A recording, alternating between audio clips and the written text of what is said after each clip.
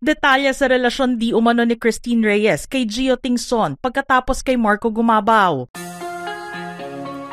As one chapter closes, a new one opens. Usap-usapan kasi ngayon ang tungkol sa di umano'y pagkakaroon ng relasyon ng aktres na si Christine Reyes sa dating National Youth Council Chairman na si Gio Tingson. Ito ay matapos na makitang magkasama ang dalawa noong nakaraang araw lamang. Ilang mga litrato na rin ang nagkalat online at pinag-uusapan ang pagiging close nila sa mga okasyon na magkasama sila ng ilang beses. Marami tuloy ang nag-isip kung nakapag-move on na nga ba ang aktres sa breakup nila ng ex na si Marco Gumabaw. Ang balitang ito ay tinalakay din ng entertainment columnist at talent manager na si OG Diaz sa kanyang online program at sinabing nagsimula na nga raw ulit si Christine na lumabas at makipag-date sa iba. Naniniwala rin daw si OG na totoo ang mga lumabas na chismis noon tungkol sa hiwalayan ni na Christine at Marco kahit hindi ito inamin ng dalawa. Pero mas naging maugong ang usapin dito nang mismong si Gio ang nag-repost ng kanilang litrato ni Christine mula sa post ng isang kaibigan kung saan ipinakita na nakahawak ang aktres sa braso ni Gio habang kumakain ng dinner pagkatapos umano nilang magsimba. Ngunit mas nakaagaw ng atensyon ang isang post ni Gio sa social media tungkol sa Super Takbo 2025 event ng Grab kung saan nakita silang magkatabi ni Christine. Related si Gio sa kumpanyang Grab dahil siya ngayon ang pinuno ng public affairs. Siya rin ang dating chairperson ng Akbayan Citizens Action Party at chief political officer ng 2 years ni Senator Bam Aquino noong 2016. Partner din siya ng isang management consultancy firm at nagtrabaho ng full-time bilang associate lawyer sa BTTCE Law Office. Graduate si Gio ng Ateneo de Manila University na may bachelor's degree in AB Philosophy, minor in Development Management Philosophy noong 2010. Doctor of Law din siya noong 2018 sa Arellano University School of Law. Hindi naman ito ang unang pagkakataon na nalink ang pangalan ni Gio kay Christine. Noong naging chair ng Student Council ng Ateneo de Manila University si Gio taong 2009, kumalat online ang chismis tungkol sa relasyon nila ng aktres. Nanindigan naman siya noong panahong iyon na sila ni Christine ay matalik na magkaibigan lamang. Kaya naman kaagad na naglabas ng isang newsletter ang official student publication ng ADMU na The Guide noong 2009. At dito ay pinabulaanan nila ang kumakalat na balita tungkol sa pagdadala ng mga estudyante ng camera. Nilinaw nila na hindi ipinagbabawal ang mga SLR o DLSR camera sa campus.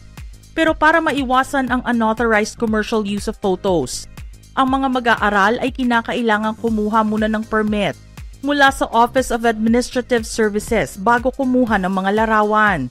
Naging paksa kasi ng internet controversy ang sangguniang president na si Gio dahil sa mga artikulong nag-uugnay sa kanya at sa aktres. Sinabi niya na binigyan lamang ng ibang kahulugan ng mga tao ang issue dahil matagal na nilang kilala ang isa't isa. Inamin niya na nahiya siya sa pagkakadawit ng pangalan niya maging ng Ateneo at doon nga ay nag-sorry siya sa Loyola School's Vice President. Pero tila iba na ang nakikita ng mga netizens sa pakikitungo ni na Gio at Christine sa isa't isa. Napapansin nila na parehong masaya ang kanilang mga ngiti kapag magkasama sila.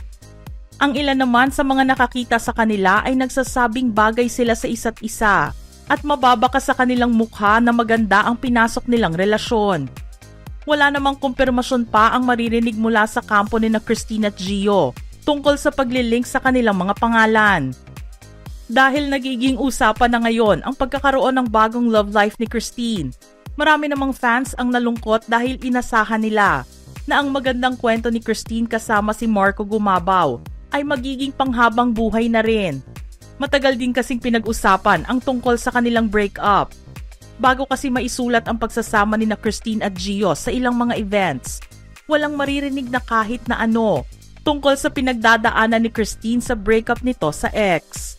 Kahit nga ang kapatid ni Marco na si Michelle Gumabaw ay hindi alam kung ano ang relationship status ngayon ng kapatid sa aktres.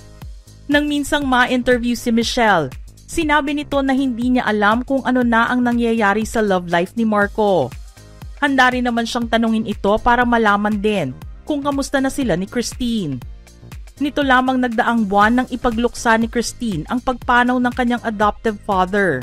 Makikita lang sa mga litratong lumabas sa social media ang pagpunta at pakikiramay ng pamilya ni Michelle sa aktres.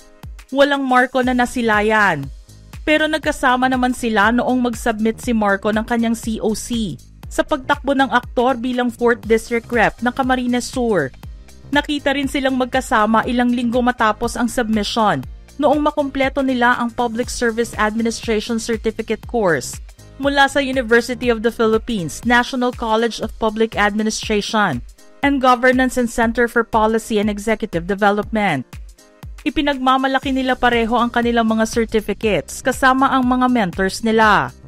Dito nga ay nabansagan din silang couple goals dahil magkasama silang kumuha ng kurso para sa public service and leadership.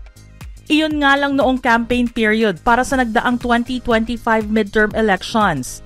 Hindi nakita si Christine na kasama sa mga kampanya ni Marco dahil may iba itong pinagkakaabalahan at ikinampanyang kandidato. Matagal-tagal din naging usapan ang tungkol sa pagkakaroon ng relasyon nina Christine Reyes at Marco Gumabaw. Hindi nga rin nila ito isinapubliko kaagad.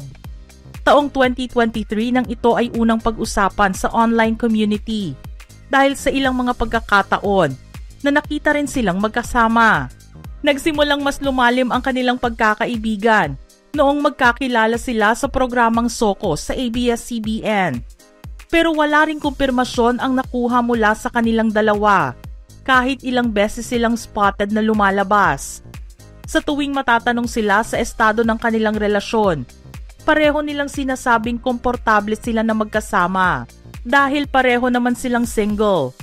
Makalipas naman ang ilang buwan noon ay tinawag na IG official ang kanilang relasyon dahil sa mga litrato na ibinahagi ni Marco sa kanyang account.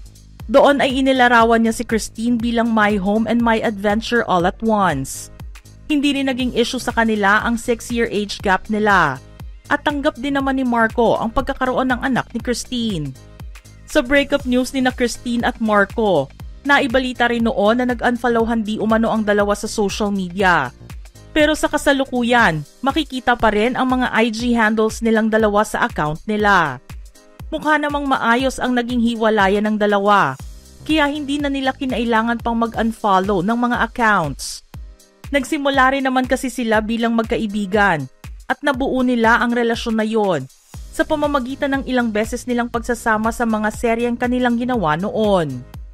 Ngayon nga ay naghihintay na lang ang mga tagahanga ni Christine kung kailan niya isa sa publiko ang kanyang bagong relasyon kay Gio. Sinimulan na rin kasi ng ilang mga nag-a-upload maging ni Gio ang tila pa soft launch ng kanilang relasyon. Kumpirmasyon na lang mismo na galing kay Christine ang kailangan marinig ng mga tao. Naniniwala kasi sila na hanggat walang umaamin sa kanila, mananatiling chismis ang mga bagay na naisusulat kahit may mga resibo pang ilakip dito. Mga ka-showbiz peeps, ano naman ang inyong reaksyon sa ating istorya ngayon? Send in your thoughts in the comments section below.